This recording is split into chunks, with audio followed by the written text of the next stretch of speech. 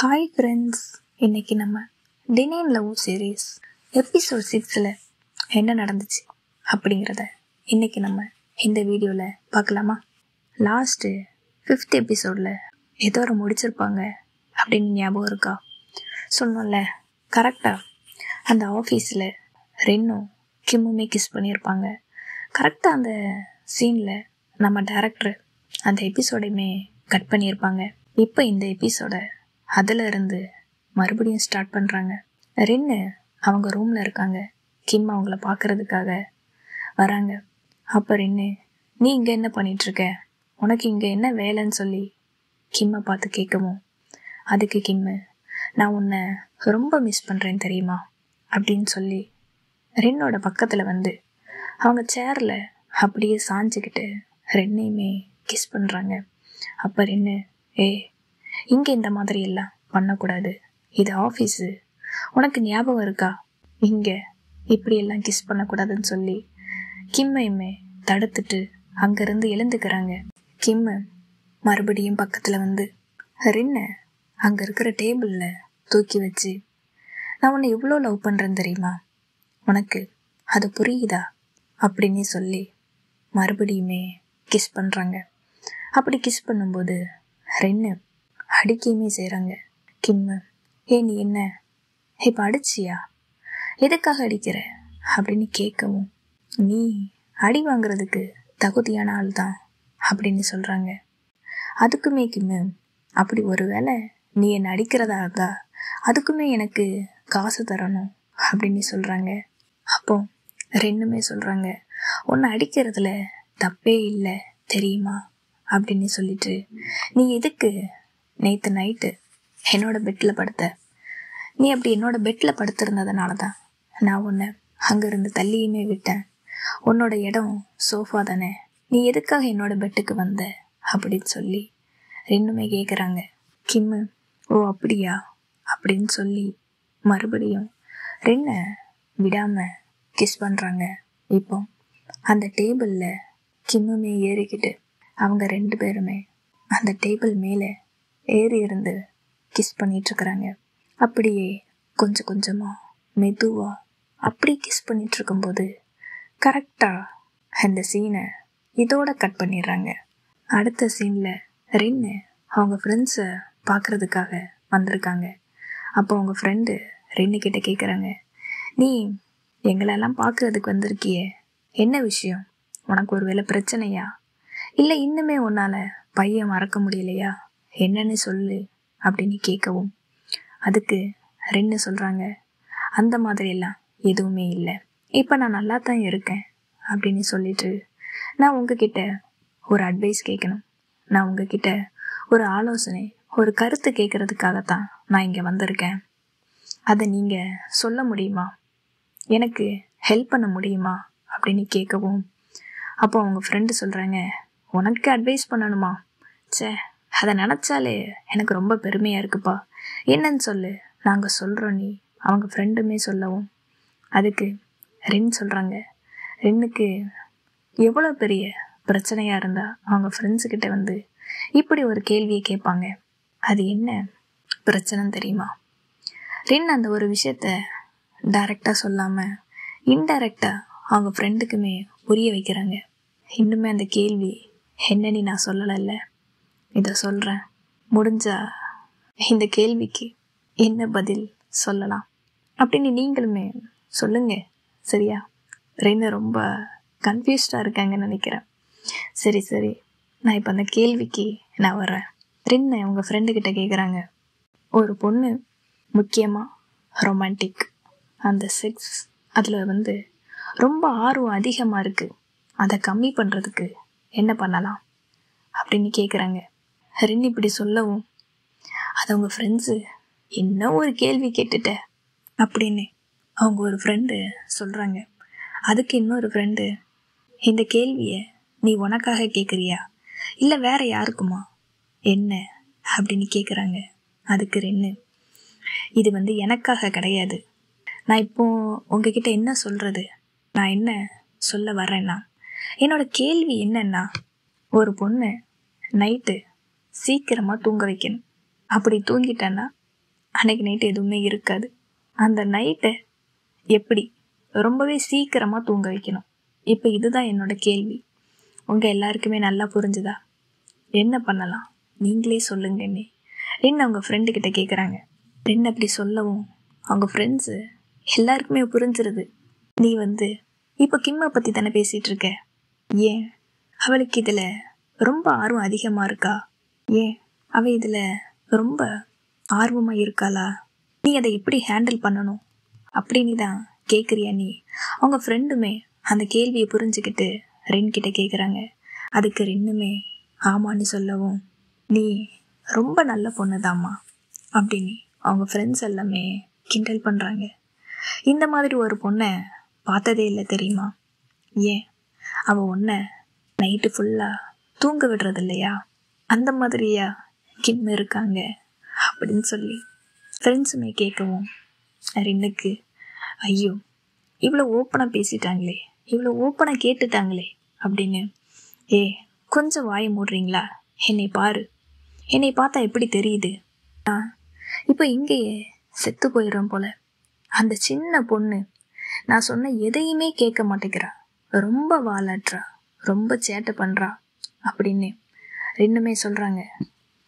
ஒரு சின்ன பொண்ணால் ரெண்டு இவ்வளோ கஷ்டப்படுறாங்க அப்படிங்கிறத தெரிஞ்சுக்கிட்டு அவங்க ஃப்ரெண்ட்ஸ் எல்லாருமே பயங்கரமாக சிரிக்கிறாங்க. சிரிச்சுட்டு அவங்க ஃப்ரெண்ட்ஸுமே சொல்கிறாங்க, நீ இதை கிம்மிக்கிட்டேயே சொல்லலாமே, உன்னால் இதெல்லாம் முடியாதுன்னு நீ டேரெக்டாக கிம்மிக்கிட்டேயே சொல்லு. ஏன்னா உனக்கு வயசுமே 30 ஆகிருச்சு.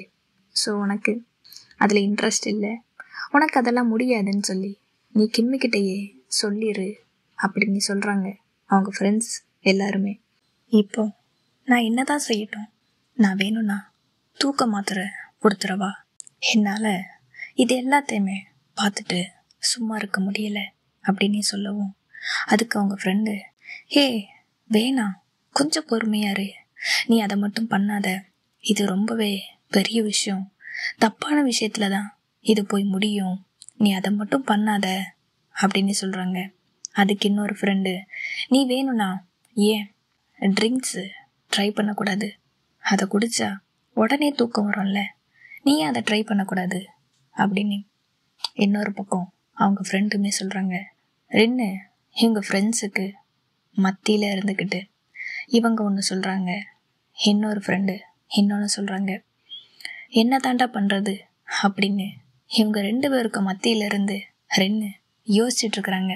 நல்ல தூக்கம் வரணும்னா என்ன பண்ணணும், என்ன பண்ணுனா நல்லா தூக்கம் வரும் அப்படின்னு கேட்கவும், நான் எல்லாமே ட்ரை பண்ணிட்டேன், டீ குடித்து பார்த்துட்டேன், சூடான பாலுமே ட்ரை பண்ணிட்டேன், ஆனாலும் தூக்கம் வரவே இல்லை, ஆனாலும் எதுவுமே பண்ண முடியல, இதுக்கு வேறு என்ன தான் வழி, நான் என்ன தான் பண்ணட்டும் அப்படின்னு ரெண்டுமே கேட்கவும், அதுக்கு அவங்க ஃப்ரெண்ட்ஸு நல்ல ஒரு ஐடியாவை சொல்கிறாங்க. நீ ஏன் பெட் டைம் ஸ்டோரி ட்ரை பண்ணக்கூடாது, நீ ஏன் கதை சொல்லக்கூடாது அப்படின்னு ஐடியா கொடுக்குறேங்க. இன்னொரு ஃப்ரெண்டோ, நீ ஏன் பாட்டு பாடக்கூடாது, பாட்டு பாடி தூங்க வைக்கலாமே அப்படின்னு சொல்லவும், ரெண்டுக்கு அதெல்லாம் கேட்டுட்டு இருக்க முடியல, போதும் நிறுத்துறீங்களா, அவளுக்கு 23 வயசு ஆயிடுச்சு, அவள் ஒன்றும் 3 வயசு பாப்பா கிடையாது, புரியுதா இல்லையா உங்களுக்கு? நீ என்னன்னா கதை சொல்கிற, இன்னொருத்தி என்னன்னா தாலாட்டு பாட சொல்கிற, என்ன நினச்சிட்ருக்குறீங்க அப்படின்னு ரெண்டுமே கேட்கும். அதுக்கு அவங்க ஃப்ரெண்டு, இப்போ நான் உங்கள் எல்லாருக்குமே ஒரு ஐடியா சொல்கிறேன், இந்த ஐடியா மட்டும் எப்படி இருக்குன்னு பாருங்கள், சரியா?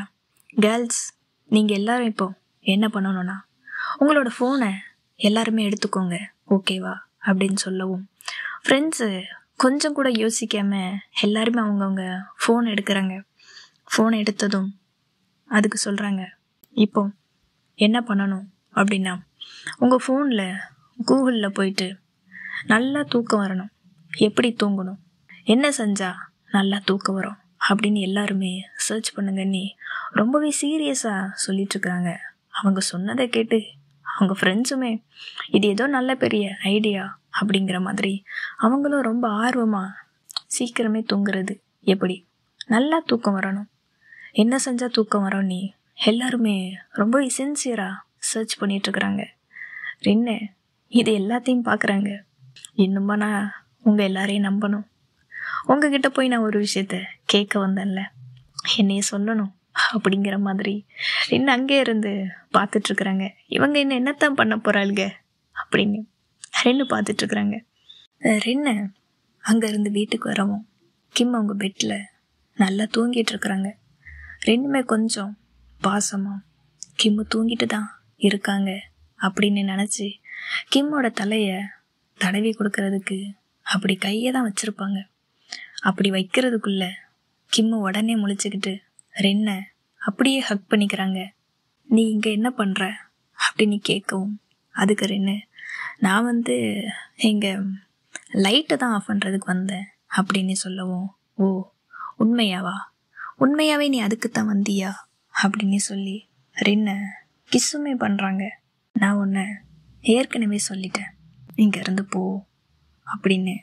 ஆனாலும் ரென் அவங்கள விட சொன்னாலும் கிம்மு கேட்காம மறுபடியும் அப்படியே ஹக் பண்ணிக்கிட்டு பெட்டில் பிடிச்சி தள்ளி ரென்னை கிஸ்மே பண்ணுறாங்க.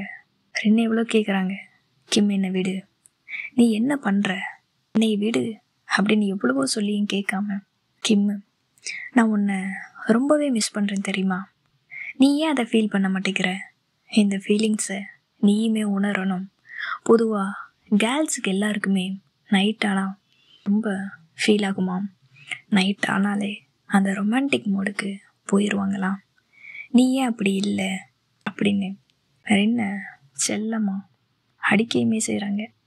அதுக்கு ரென்னு, ஏ நீ என்ன அடிக்கிறியா, என்ன நீ எந்த மாதிரி எல்லாம் என்கிட்ட பண்ணுற, என்ன நீ இப்படியெல்லாம் நடந்துக்கிற, நீ என்ன அடிச்சிட்டல்ல அப்படின்னு ரெண்டுமே சொல்லவும் ரெண்டு பேரும் அப்படியே ஹக் பண்ணிட்டு அங்கே தூங்கிடுறாங்க. மறுநாள் காலையில் எழுந்ததும் ரென்னு, தூங்கும்போது நீ ரொம்பவே அழகாக இருக்கே தெரியுமா, இந்த 2 வருஷம் மட்டும் கிடையாது, இதுக்கப்புறம் எத்தனை வருஷம் ஆனாலும் உன் கூட எனக்கு இருக்கிற சான்ஸ் கிடைச்சதுன்னா நான் என்னோடய கடைசி மூச்சு வரைக்கும் நான் உன் கூட தான் இருப்பேன், உனக்காகத்தான் இருப்பேன்னு சொல்லி கிம்முமே சொல்கிறாங்க. அப்போவும் ரென்னு தூங்குற மாதிரி முழிச்சு தான் இருக்காங்க. இருந்தாலும் தூங்குற மாதிரி அப்படியே படுத்துட்டு நினச்சிக்கிட்டு இருக்காங்க. கிம்மு எழுப்புறாங்க. ரென்னு எழுந்துரு, நேரம் ஆயிருச்சு பாரு, உனக்கு பசிக்கலையா, நீ எழுந்துருன்னு சொல்லி ரென்னையுமே எழுப்புறாங்க. ரென்னு எழுந்துக்கவே இல்லை. அப்போ கிம்மு ரென்னை ஒரு வார்த்தை அடிக்கடி சொல்லுவாங்க, என்னோட ஒய்ஃப் அப்படிங்கிற மாதிரி. அதே வார்த்தையை இப்போவும் நீ என்னோட அழகான ஒய்ஃப் இல்லை, எழுந்துருன்னு சொல்லி எழுப்பவும் ரென் அதுக்கு சொல்கிறாங்க, நீ என்ன அந்த மாதிரி எல்லாம் கூப்பிடாத, நம்ம ஒன்றும் அந்தளவுக்கு க்ளோஸ் எல்லாம் இல்லை அப்படின்னு ரென்னுமே சொல்கிறாங்க. அதுக்கு கிம்மு, என்ன க்ளோஸ் இல்லையா, நீ என்ன சொல்கிற, அன்னைக்கு நைட்டு நமக்குள்ளே நடந்துச்சுல்ல, ஒருவேளை நான் பையனாக இருந்திருந்தா நீ ஆல்ரெடி ப்ரெக்னென்ட் ஆகிருப்ப, நமக்கு இந்நேரத்துக்கு ஒரு 2 பாப்பா இருந்திருக்கும், நீ என்னன்னா க்ளோஸ் இல்லை அப்படி இப்படி நீ சொல்லிகிட்டு இருக்கிறியே அப்படி நீ கிம்முமே சொல்லவும் ரென்னுக்கு, இவ வேற இப்படியெல்லாம் பேசுகிறாளே, கொஞ்சம் கூட கூச்சமே இல்லாமல் பேசிகிட்டு இருக்காள்ல, நீ ரொம்ப மோசமான பொண்ணாக இருக்க, என்கிட்ட இந்த மாதிரியெல்லாம் பேசாத, இந்த மாதிரிலாம் பேசக்கூடாதுன்னு நான் உன்கிட்ட ஏற்கனவே சொல்லியிருக்கேன் அப்படின்னு சொல்லவும் கிம்மு, அதெல்லாம் கேட்கல, இன்னைக்கு லீவு தானே, நம்ம எங்கேயாச்சும் வெளியில் போகலாமா, எங்கேயாட்டும் போகலாமான்னு சொல்லி கிம்முமே கேட்கவும் அதுக்கு ரென்னு, இன்றைக்கி எனக்கு லீவு தான், நான் ஃபுல்லாக ரெஸ்ட்டு தான் எடுக்க போகிறேன், தயவு செஞ்சு என்னை எங்கேயுமே கூப்பிடாத, உனக்கு வேணும்னா நீ போயிட்டு வா, நீ தனியாக போயிட்டு வா, என்னை எங்கேயுமே கூப்பிடாத, நான் இன்னும் கொஞ்ச நேரம் தூங்கணும்னு சொல்லி ரெண்டுமே சொல்கிறாங்க. அதுக்கு கிம்மு, சரி நீ தூங்கு, நான் உனக்காக பிரேக்ஃபாஸ்ட் செய்கிறேன், உனக்கு பசிச்சா நீ கீழே வா, வந்து சாப்பிட்லாம் சரியான்னு சொல்லிட்டு கிம் அங்கேருந்து எழுந்து போகிறாங்க. ரென்னு கிம்மு எழுந்து போகிறாங்களா இல்லையா அப்படிங்கிறத பார்த்துட்டு மறுபடியும் பெட்ஷீட்டை போத்திட்டு அவங்க சிரிச்சுக்கிட்டு ரென் அப்படியே பெட்ஷீட்டை போத்திக்கிட்டு அது ஒரு ஃபீலில் அதை என்ஜாய் பண்ணிக்கிட்டு இப்போ என்ன பண்ணுறா அப்படின்னு பெட்ஷீட்டையுமே ஓப்பன் பண்ணி பார்த்துக்கிட்டு இதையே பண்ணிக்கிட்டு பெட்டில் படுத்துருக்காங்க. இங்கே இன்னொரு பக்கம் கிரியும் பையும் பேசிக்கிறாங்க. பைக்கு பர்த்டே இல்லை, அவங்க இந்த பர்த்டேயை கிரி கூட ரொம்பவே என்ஜாய் பண்ணியிருக்காங்க போல், பார்த்தாலே தெரிஞ்சிருக்கும். அப்போ பையுமே சொல்கிறாங்க, நான் உனக்காக பிரேக்ஃபாஸ்ட்டு ரெடி பண்ணுறேன் சரியா அப்படின்னு சொல்லவும், அதுக்கு கிரி, நான் உன்னை ரொம்பவே காயப்படுத்திட்டேன், அதுக்கு என்ன மன்னிச்சிரு அப்படின்னு கேட்காங்க. அதுக்குமே பையே, அது பரவாயில்ல விடுன்னு சொல்லவும், அப்போ கிரி, ரின்னு இன்னுமே உன்னை லவ் பண்ணுறாள்ல, இன்னுமே உன்னைத்தான் லவ் பண்ணிகிட்ருக்காள்ல அப்படின்னு சொல்கிறாங்க. அதுக்கு பை யோசிச்சுக்கிட்டு, அவள் இப்போ மட்டும் இல்லை, எப்போவுமே என்ன அதே மாதிரி அதே அன்போடு தான் இருப்பா அப்படின்னு சொல்கிறாங்க. அதுக்கு கிரி, ஆனால் உனக்கு தெரியும் தானே நான் உன்னை எந்த அளவுக்கு லவ் பண்ணுறேன் அப்படின்னு, உனக்கு தெரியுமா இல்லையா அப்படின்னு கேட்குறாங்க.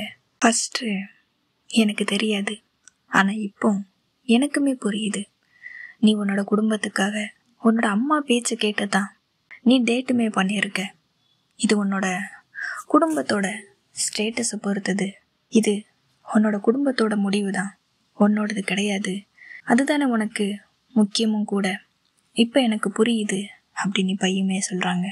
அதுக்கு கிரி, நான் உன்னை லவ் பண்ணுறேன், அது உனக்கு தெரியும் தானே அப்படின்னு கேட்கவும், அதுக்குமே பையே ஆமாம் அப்படின்னு சொல்லிட்டு இன்னுமே கொஞ்சம் யோசிச்சுக்கிட்டு, இப்போவுமே நீ ரெண்டு கூட தான் சேர்ந்து இருக்கணுமா அப்படின்னு கேட்குறாங்க.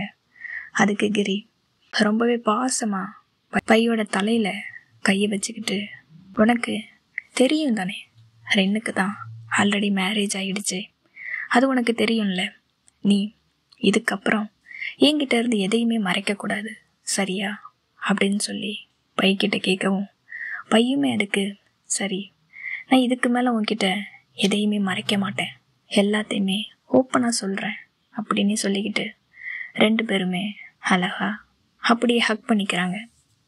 இங்கே ஆஃபீஸில் ரின்னோட அப்பாவை பார்க்குறதுக்காக ஒருத்தன் வர்றான்.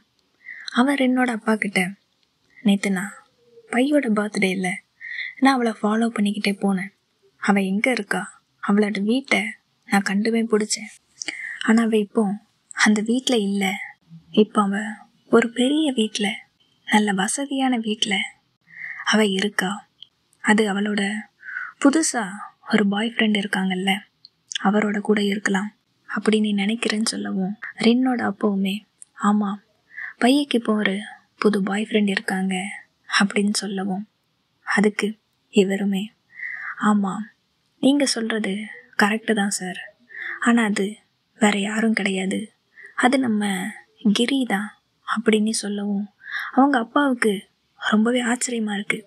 என்னது கிரியா, நீ என்ன சொல்ல வர்ற, அப்போ இது எல்லாத்துக்குமே கிரி தான் காரணமா, பையும் ரின்னும் இவங்க ரெண்டு பேரும் பிரேக்கப் ஆனதுக்கு கிரி தான் காரணமாக இருக்க முடியுமா அப்படின்னு அவங்க அப்பாவுமே கேட்கவும், அதுக்கு அவர் நானுமே அப்படி தான் நினைக்கிறேன் அப்படின்னு சொல்கிறாங்க.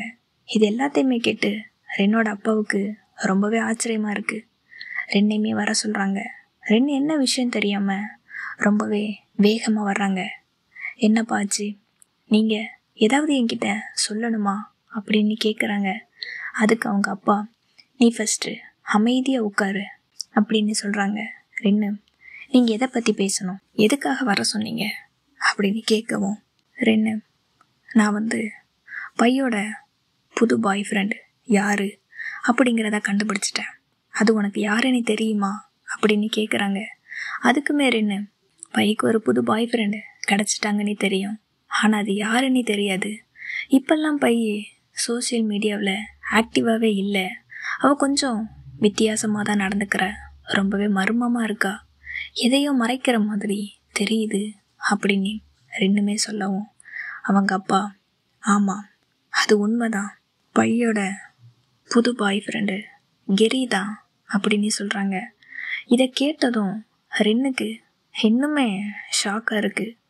என்ன சொல்ல வரீங்க, கிரியா, எனக்கு புரியலை நீங்கள் என்ன சொல்ல வரீங்கன்னுட்டு அப்படின்னு ரெண்டுமே புரியாமல் கேட்கவும், நீ இதை கிரிக்கிட்டேயே கேளு, உன்னையும் பையையும் அவன் எதுக்காக பிரிச்சான், இது எல்லாத்தையும் கிரி எதுக்காக பண்ணணும், ஏன் பண்ணுறான், இப்படியெல்லாம் இப்போ மறுபடியும் பை கூட எதுக்கு ஒன்று சேரணும், இது எல்லாமே எதுக்காக, இதை எல்லாத்தையுமே கிரி தான் பண்ணியிருக்கான்.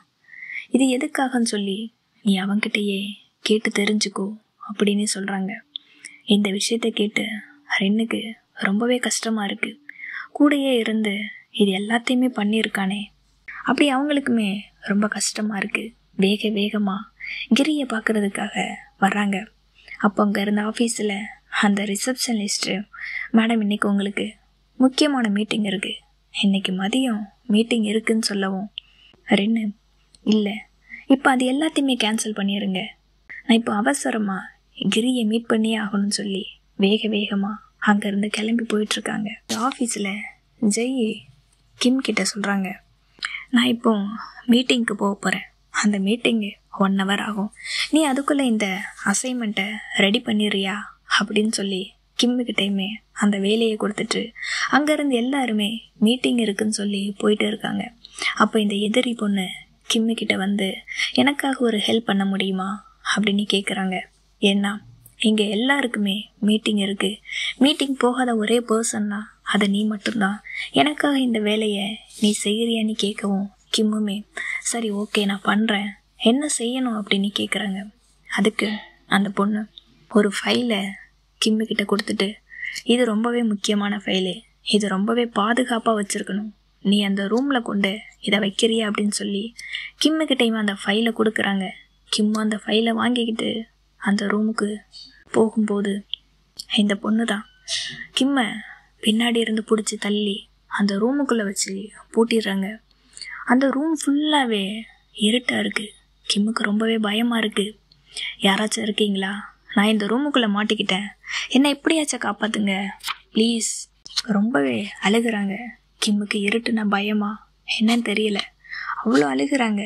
யாராச்சும் இருக்கீங்களா, என்னை காப்பாற்றுங்க, நான் இந்த ரூமுக்குள்ளே மாட்டிக்கிட்டேன் அப்படின்னு சொல்லி ரொம்பவே சத்தம் போட்டு ஒரு மூலையில் இருந்து பயங்கரமாக அழ ஆரம்பிச்சிட்டாங்க.